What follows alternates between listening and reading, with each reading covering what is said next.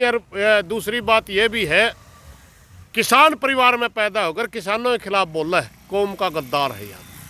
और पीछा तो किसी पे भी हो जाए, अगर पीछा एक आध बार एमएलए तो बन जाए, मंत्री ही बन जाए, मगर उनमें यू को मंडा आया नरंदा नहीं। प्रधान जी, कृषि मंत्री अभियान आपने सुन लिया होगा और उसमें महिलाओं के प्रति यानी किसान जो दिल्ली बॉर्डर पे बैठे थे उनके प्रति बहुत गलत टिप्पणी करी गई है, तो आपका क्या कुछ रिएक्शन उस पर? देखिए, सबसे पहले तो ये बहुत ही निंदनीय बयान है। किसी भी घर की बहू छोरी के बारे में ऐसी टिप्पणी नहीं करनी चाहिए। मगर ये आदमी बीमार है, इसने इलाज करवा लेना चाहिए। मतलब किस तरह बीमार है? एक बीमारी वो है, कई बार आदमी का घमंड सा नहीं हो जाए, तेरा तो शाना कोई नहीं, तेरा तो ताकतवर भी कोई नहीं, ये इस किस्म का बीमार है। ये डॉक्टर मनोवैज्ञानिक ने दिखा लेना चाहिए। और मेरी हरियाणा सरकार से एक प्रार्थना है, बीमार आदमी को कैबिनेट में ना रखें, इसको तुरंत बर्खास्त करें। हरियाणा सरकार इस बात की माफ़ी मांगे, क्योंकि उसकी वजह से जेपी दलाल कुछ नहीं है, उसकी वजह से हरियाणा सरकार में मंत्री उसकी वजह से ये बोल रहे। इसने दो बातों पर टिप्पणी करी। सबसे पहले तो किसान नेताओं के लुगाई छोरियां पे मैं एक बात पूछना चाहूंगा जेपी दलाल से। 13 महीने तक हमारा बॉर्डरों पर आंदोलन रहा, 13 महीने तक लगातार दलाल खाप की झोपड़ी रही है उधर, दलाल खाप के मुख्य आदमी बैठे थे उधर।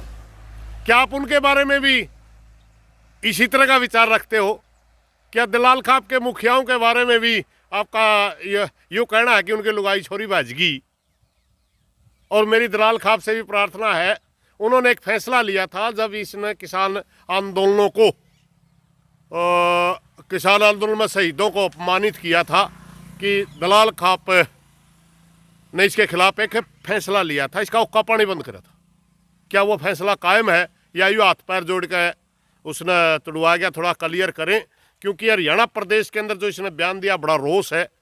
हरियाणा में फैसला लेने में आपकी बड़ी भूमिका रहेगी। अगर वो माफ़ी मांगे आप तय या वो खोल दिया था तो दोबारा पुनर्विचार करें कि ऐसा आदमी समाज के लिए घातक होता है, आप इसके ऊपर विचार करें। दूसरी बात मैं एक और बताना चाहूँगा, इसने दूसरी बात बड़ी महत्वपूर्ण कही है। कहा है मंडी अगर बन जाती, यानी उन 3 कानूनों में से एक कानून में बोल रहे एपीएमसी एक्ट, जी हाँ, मंडी एक्ट के नाम से जाना जाता है, और मंडियाँ बन जाती तो क्या गड़बड़ होती? मेरे भाई, ये सर छोटू राम के दिमाग की उपज है। उन्होंने गरीबी के घर में पैदा हुआ। अगर कोई ईमानदार व्यापारी था तो ठीक है, बेईमान व्यापारी किस तरह तोल में किसान के साथ गड़बड़ करते थे, खरीदते कि किसी भाव के कहने से थे और हिसाब किस भाव का करया कर दे, सारी बात देखी थी। इसलिए तोल और मोल की गारंटी देने के लिए, उसकी लूट को बचाने के लिए सर छोटू राम ने मंडियाँ बनवाई थी। ये आप जैसे घमंडी आदमी का काम नहीं था। और जेपी दलाल केसों के बारे में बोल रहा है, वे किसान नेताओं पे केस, मारे वे केस पाओगे। किसान के अगर कड़िया पाला पड़ गया, सूखा पड़ गया, बाढ़ आएगी, ओला पड़ गए और सरकार ने सुनाई नहीं करी तो हम रोड पर चले गए, भाई गिरदौरी करो, किसानों को मुआवजा दो। हमारे ऊपर केस पाओगे कि समाज में ज्यादती होगी और सरकार सुनाई नहीं करी, हम रेल पे बैठ गए या कहीं उस पर बैठ गए। वो तेरे जैसे भ्रष्टाचार के केस नहीं हमारे ऊपर पाओगे। ये आदमी जेई होता था और भ्रष्टाचार के केस में निलंबित हुआ था। ये तो चौधरी सुरेंद्र सिंह ने कड़िया को बचा लिया होगा, उसके पास जागदा वो भला आदमी था, वरना यह आदमी तो किसी लायक ही नहीं था। इसका पैसे का घमंड और मंत्रीपण का घमंड बोल रहा है।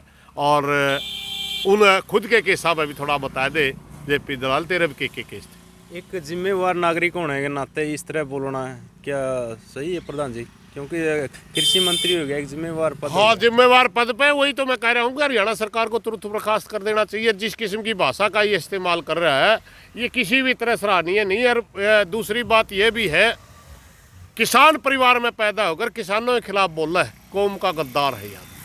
और पीछा तो किसी पे भी हो जाए, अगर पीछा एक आध बार एमएलए तो बन जाए, मंत्री ही बन जाए, मगर उनमें यूँ को मंडा आया नरंदा नहीं। और मैं दलाल साहब है और बहुत से तेरे वर्गे गण है हरियाणा में जिन्होंने किसानों पर टिप्पणी करी, उन्हें दोबारा विधानसभा का दरवाजा नहीं देखने पाया। तू कहाँ की मूली भाई, ये किसान है, याद रखेंगे तेरी बात। तो किस तरह का रिएक्शन रहा किसानों की तरफ से? किसानों ने सुन ली, आज का जवाब देंगे मौका आने पे। ठीक है प्रधान जी, धन्यवाद। धन्यवाद जी।